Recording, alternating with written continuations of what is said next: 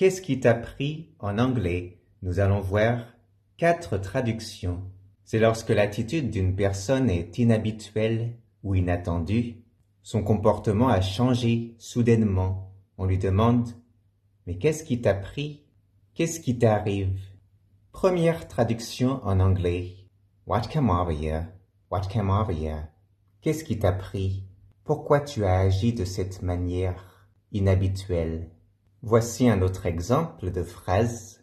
What came over you to ask me if I was crazy? Qu'est-ce qui t'a pris de me demander si j'étais fou? Ton attitude n'est pas normale.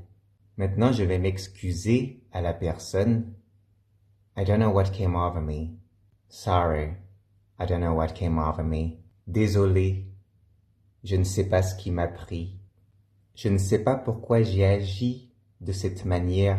Je n'arrive pas à expliquer mon comportement. Une émotion s'est emparée de moi. Cela m'a affecté émotionnellement, ça m'a touché et peut-être aussi ça m'a influencé.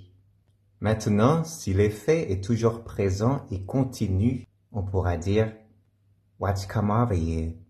What's come over you? » Qu'est-ce qui te prend? Ici, on peut le traduire au présent. Qu'est-ce qui te prend? Passons à la deuxième traduction possible. What's got into you? What's got into you? What's got into you? Qu'est-ce qui te prend? Quelle mouche t'a piqué? Par exemple, pourquoi es-tu énervé? Pourquoi es-tu étrange? Etc. What's got into you today? Qu'est-ce qui te prend aujourd'hui? Qu'est-ce que tu as aujourd'hui? Donc on peut aussi le traduire par qu'est-ce que tu as? Une autre version plus courante aux États-Unis, What's gotten into you? What's gotten into you? Qu'est-ce qui te prend? Donc, qu'est-ce qui te prend? Qu'est-ce que tu as? Passons à la troisième traduction. What possessed you to? What possessed you to? Qu'est-ce qui t'a pris de? Etc. C'est surtout pour insister sur le fait que quelqu'un a fait quelque chose de dangereux ou d'insensé. What possessed you to say that? What possessed you to say that? Qu'est-ce qui t'a pris de dire ça? Qu'est-ce qui t'a pris de dire ça? What possessed you to go out? Qu'est-ce qui t'a pris de sortir?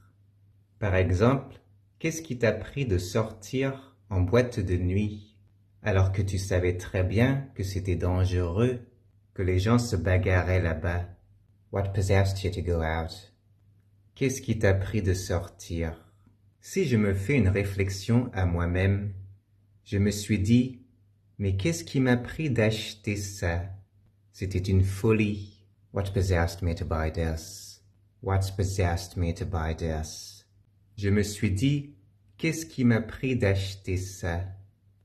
Quatrième et dernière traduction possible. Why did you like that? On peut utiliser cette construction simple pour demander pourquoi soudainement. Why did you walk off like that? Why did you walk off like that?